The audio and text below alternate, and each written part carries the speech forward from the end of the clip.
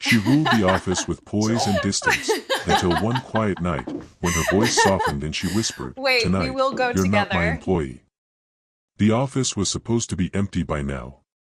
The clock on the wall had already passed 8, its ticking blending with the hum of the air conditioner and the faint rustle of city life below. The others had gone home hours ago, but I stayed, not out of duty, not entirely, but because she was still here. Miss Hartley, my boss. The woman who could silence a room just by walking in. She had that kind of presence, elegant, self-contained, a quiet authority wrapped in a voice that was calm even when everyone else was losing control. But that night, under the dim ceiling lights and the amber spill of the city through the glass, she looked different. She was sitting by the window, heels off, her posture relaxed in a way I'd never seen during the day. A strand of black hair had slipped from her bun, brushing her cheek as she turned another page of the quarterly report. For a moment, the formality that usually surrounded her seemed to fall away, leaving someone very human, and somehow, that was more disarming than any command she'd ever given. I pretended to focus on the spreadsheet in front of me, though I hadn't typed a thing in 5 minutes. The glow from my monitor cast a pale light across my hands, trembling slightly over the keyboard. I could hear the faint clink of her pen against the desk, the subtle rhythm of her breathing, the soft fabric of her blouse shifting as she leaned forward. Tiny details, ordinary sounds, yet every one of them felt amplified in the quiet. When she stood and walked toward me, her footsteps sounded unreasonably loud. She leaned over my shoulder to glance at the document, her perfume brushing the air between us, sandalwood, maybe a trace of jasmine. My pulse stumbled. "You didn't have to stay this late," she said, her tone softer than usual. Not the clipped professionalism of the boss, but something gentler. "I know," I managed. "But I wanted to finish it right." Her lips curved slightly, that rare, unguarded smile that made her seem years younger. "You remind me of myself at your age," she murmured. I didn't answer. I couldn't. The warmth of her sleeve brushed my arm as she reached past me to adjust the screen. It was such a small thing, a touch that meant nothing on the surface, yet the moment stretched, fragile and dangerous in its stillness. That was the first time I saw her not as my superior, but as a woman, brilliant, tired, and quietly lonely beneath her perfect composure. And that night, I realized the danger wasn't staying late. It was wanting to. The rain had started by the time I packed away the last folder. Most of the lights were off now, except for the soft glow from the break room. I heard the quiet hiss of the coffee machine and followed it, half expecting to find the cleaning crew. But it was her. Miss Hartley stood by the counter, hands wrapped around a mug, her reflection faint in the window. The city lights painted her silhouette in gold and silver, elegant even in fatigue. Her jacket hung on the chair beside her, her sleeves rolled up, wrist bare and delicate. It was strange, seeing her this unguarded. She noticed me and smiled, not the professional one she wore in meetings, but a tired, human smile that softened the sharpness of her features. "You're still here." "I was just finishing the reports," I said. "You couldn't sleep lately," she admitted, stirring her coffee. "Thought I'd rather be restless here than alone in an empty apartment." Her words caught me off guard. There was something about the way she said alone, quiet, resigned, like it was a companion she'd grown used to. I leaned against the doorframe, unsure if I should stay or go. The hum of the vending machine filled the silence, and for a long time, neither of us spoke. Then she said, almost to herself, "You know what the hardest part is about being in charge? People stop seeing you as a person. You become a title, a role. Everyone keeps their distance." Her eyes lifted to mine, steady but glimmering with something I hadn't seen before, weariness, maybe sadness. "Sometimes I wonder if that's the price of being respected." I swallowed. "I don't think it has to be." The words slipped out before I could stop them. She looked at me, really looked, and for a moment the air shifted, something tender, something dangerous. Her gaze lingered, then dropped to the cup in her hands. She gave a faint, self-conscious laugh. Listen to me. It's late. I shouldn't be saying this. The rain outside thickened, streaking the glass with silver trails. I took a slow breath, stepping just close enough to catch the warmth of the coffee's steam. You can, I said quietly. Say it. Her lips parted slightly, as if she wanted to, but she didn't. Instead, she smiled, small and grateful. And that unspoken thing between us, that fragile, wordless understanding, grew stronger than anything either of us could have dared to say aloud. The rain hadn't stopped by the time we finally stepped out of the building. The streets glistened, reflections of neon lights stretching across the wet pavement like veins of color. I was about to call a cab when her voice cut through the sound of rain. Let me drive you, she said, unlocking her car with a soft click. I hesitated. You sure? It's out of your way. She smiled, that quiet, unhurried smile of someone who didn't need to explain herself. I insist. It's too late for you to be waiting out here. I followed her to the car.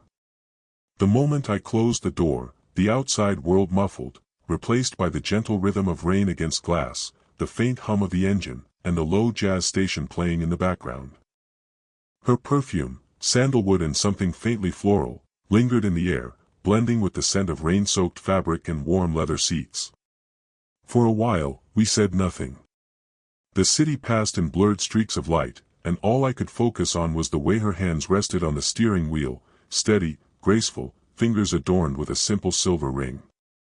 She looked calm, but there was a distance in her eyes, as if her thoughts were somewhere miles away. At a red light, she glanced over at me. Do you ever feel, she began, then stopped, eyes returning to the windshield. Like you're living a life that doesn't quite fit you yet? I thought about it, about how often I'd felt too young to belong where I was, too old to turn back. All the time, I admitted. Like I'm pretending to be someone I haven't grown into. Her lips curved slightly, but not in amusement. That's exactly it, she said softly. I keep thinking I've built this life I'm supposed to want, career, stability, but some nights I wonder if I traded the right things for it. The light turned green. Neither of us spoke for the next few blocks. The silence wasn't uncomfortable, it was thick, charged, like we were both holding something fragile between us. When we stopped outside my building, she didn't unlock the doors right away. The rain drummed on the roof, steady and rhythmic. She turned to me, her expression unreadable in the dim light. Thank you, I said quietly. Her eyes softened. For what? For letting me see the real you, even for a little while. She didn't answer, but the way she looked at me then said everything words couldn't. A quiet understanding. A shared loneliness. A line neither of us had crossed, but both had found. The following evening, I stayed later than usual again, though this time, it wasn't because of unfinished work. It was because part of me was waiting, hoping. The office was empty when my phone buzzed.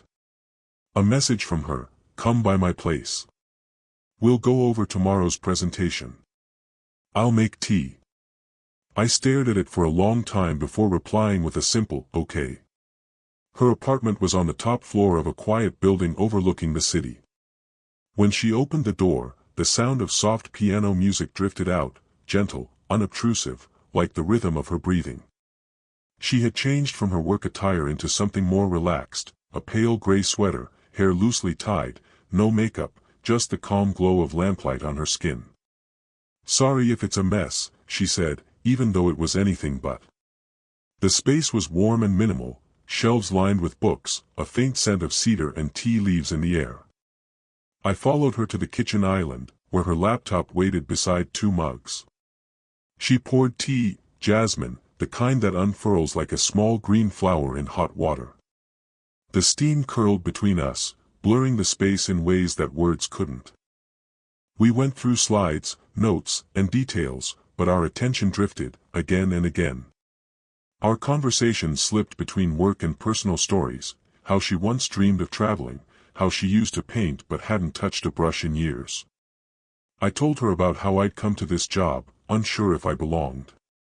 She laughed quietly. "You're more grounded than most people twice your age. And you," I said before I could stop myself, "seem lonelier than someone as strong as you should be." Her eyes flicked up, startled, then softened. For a long moment, she didn't say anything.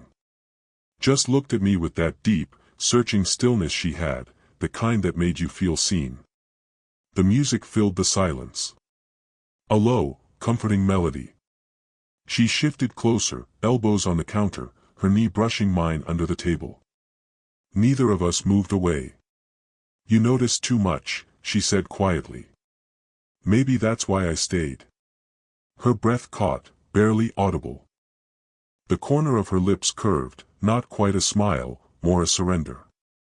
And as the rain began again outside, I realized that whatever line existed between her world and mine had already started to blur, not through touch, but through the quiet, reckless honesty of being seen. The presentation lay forgotten on her laptop screen, the cursor blinking like a pulse neither of us wanted to revive. The room had fallen into a hush, just the faint murmur of rain against the window and the low melody of the piano playing somewhere in the background. She sat across from me at the kitchen island, chin resting lightly on her hand. Her eyes had softened from their usual sharpness, the exhaustion of the week finally catching up to her. Yet beneath that tired calm was something else, something fragile, unspoken. "I don't usually let people in like this," she said quietly, tracing the rim of her cup with her finger. "It's easier to stay in control when you don't let anyone close enough to see the cracks."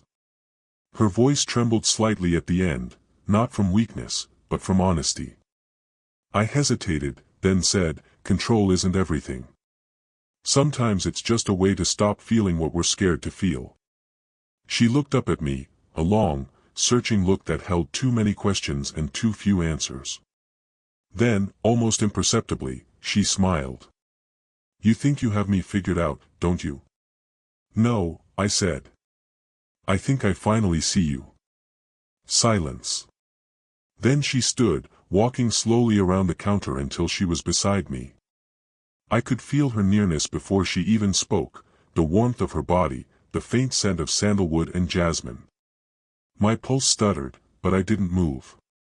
She reached out, brushing her fingers against my cheek, not possessive, not hesitant, just real. Her hand lingered there, and when she spoke, her voice was barely a whisper. "Tonight, you're not my employee. You're mine." The words hung in the air, soft, trembling, heavier than they should have been. But they didn't sound like an order. They sounded like a truth she had fought too long to hide. For a moment, I forgot the titles, the distance, the unspoken rules. All that remained was the quiet between us, the shared heartbeat of two people who had spent too long pretending they didn't feel. Her hand slipped down, resting against my shoulder, and she exhaled softly, as if letting go of years of restraint. I didn't move closer. I didn't have to. The closeness was already there, unspoken, alive, and infinitely delicate. In that moment, we were neither boss nor subordinate. Not two people bound by roles or years. Just two souls, standing still in the quiet storm of something they didn't dare name, yet both knew had already begun. The first thing I noticed was the light, soft, golden, drifting through the curtains like it was reluctant to wake us. The city outside was muted, washed clean by the night's rain. Everything felt slower, quieter, as if the world itself had paused to breathe. She stood by the window, barefoot, holding a cup of coffee. Her hair fell loose over her shoulders, catching the light in uneven strands. There was no trace of the boss who commanded rooms with confidence and precision, only a woman, still, calm, and beautifully human. "Morning," I said, my voice low, still rough with sleep. She turned, smiling gently. "You're an early riser." "Not usually," I admitted. But it felt wrong to sleep through this kind of quiet. She laughed softly, a sound I'd never heard from her before. Not the polite chuckle she gave in meetings, but something real, unguarded. It made the room feel warmer. I joined her by the counter, where another cup was waiting. The smell of coffee mingled with the faint trace of rain that still clung to the open window. She poured for me, our fingers brushing briefly over the handle, a small, wordless reminder of everything that had changed, and everything we weren't going to say out loud. Neither of us spoke about the night before. There were no apologies, no questions, no need to define what had happened. Instead, there was understanding, quiet, steady, and impossibly gentle. She glanced at me, eyes soft with thought. "You probably think I've complicated your life," she said with a faint smile. I shook my head. "No. You've made it make sense." Her gaze lingered on me for a moment, warm, careful, almost protective. Then she looked away, sipping her coffee. "You say things people shouldn't be brave enough to say. Maybe I learned it from you." The silence that followed wasn't awkward. It was peace, two people standing side by side, not bound by expectation, just being. When I left later that morning, the world outside felt new, streets slick with light, the air carrying the scent of rain and roasted coffee. She walked me to the door, her expression composed but her eyes soft with something unspoken. "See you at work," she said quietly. It sounded simple. But we both knew the words meant something else entirely, a promise that whatever had bloomed between us in the quiet of her apartment would stay gentle, private, and real. And for the first time in a long while, neither of us felt alone. The elevator ride the next morning felt longer than usual. The familiar hum of fluorescent lights, the shuffle of early co-workers, the faint scent of printer ink, everything looked the same, yet somehow, it wasn't. The world hadn't changed, but I had. When I stepped into the office, she was already there. Ms. Hartley, the boss again. Crisp blouse, hair pinned back neatly, the composure of authority restored. But there was something in her eyes, a quiet softness that hadn't been there before. She looked up briefly from her desk, and our eyes met. Just a glance. Barely a second. But it was enough.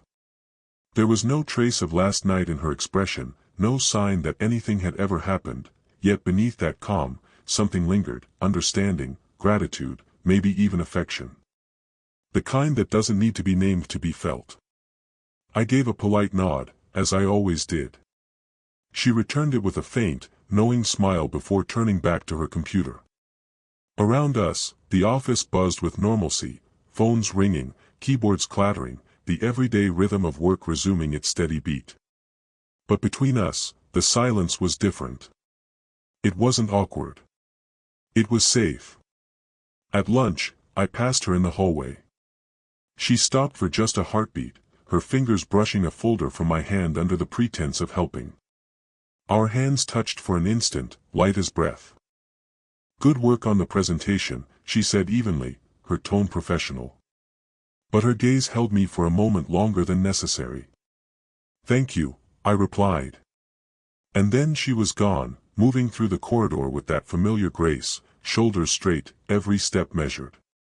But as she disappeared into her office, I noticed something small, her door left slightly ajar, when she usually kept it closed. That was her way of saying it's okay.